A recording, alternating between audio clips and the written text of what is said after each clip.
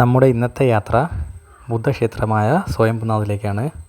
കാഠ്മണ്ഡുവിൻ്റെ തൊട്ടടുത്ത് കിടക്കുന്ന ക്ഷേത്രമാണിത്.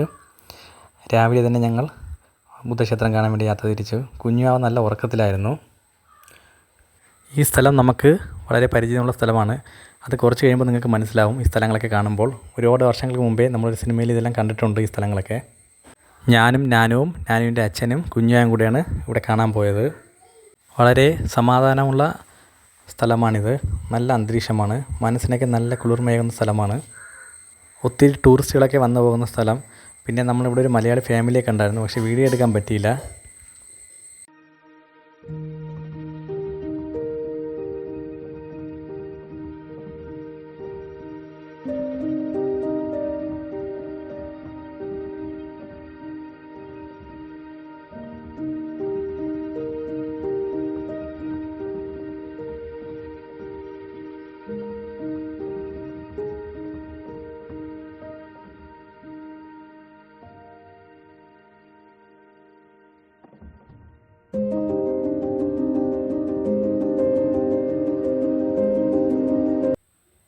കുഞ്ഞുവാവയ്ക്ക് പ്രാവ് ഭയങ്കര ഇഷ്ടമാണ്. പ്രാവെ പരാക്കെ നനഞ്ഞിട്ട് ഒരു പ്രാവ് പിടിക്കാൻ വേണ്ടിയിട്ട് ഓടിയായിരുന്നു.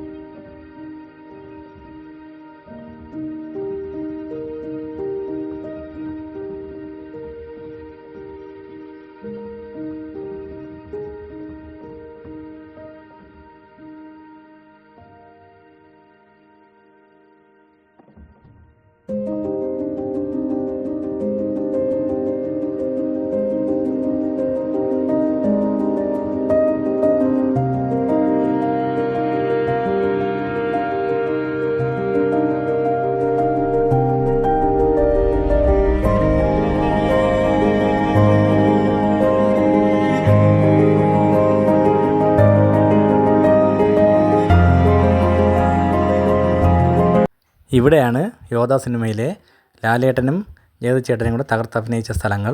കാണാൻ നല്ല ഭംഗിയുള്ള സ്ഥലങ്ങളാണ്. ഇപ്പോൾ ഒരുപാട് മാറ്റം വരുത്തി, കളറൊക്കെ അടിച്ചു. പണ്ടിങ്ങനെ അല്ലായിരുന്നു. ആ സിനിമ കാണുമ്പോൾ അറിയാൻ പറ്റും. ആ സിനിമയെ രംഗം ഇതും കൂടെ എടുത്ത് നോക്കുമ്പോൾ അറിയാൻ പറ്റും നമുക്ക്.